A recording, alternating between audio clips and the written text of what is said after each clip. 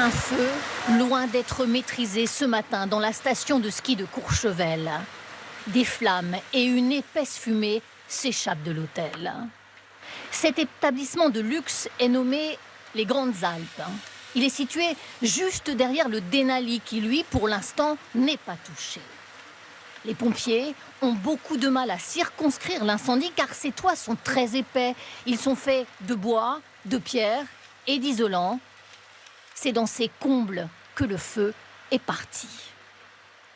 On a des toits qui font plus d'1 mètre d'épaisseur et on comprend bien que lorsque le feu se propage à l'intérieur, il est très difficile de l'attaquer directement.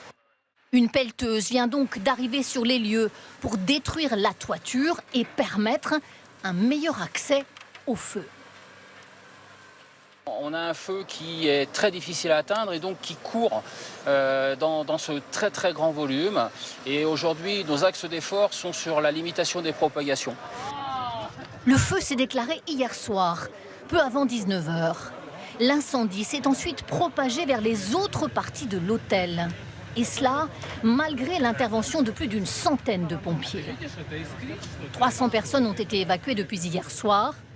7 employés polonais de l'hôtel est ce matin sous le choc. Je travaille comme homme de ménage dans cet hôtel. Et pour moi, la saison est finie. L'eau est impropre à la consommation ce matin dans certains secteurs de Courchevel. La mousse envoyée pour éteindre le feu a pénétré dans les canalisations d'eau potable.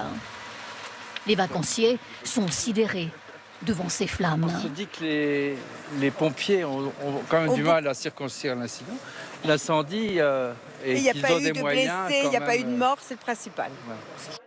Dans ce gymnase, une partie des salariés et des touristes évacués.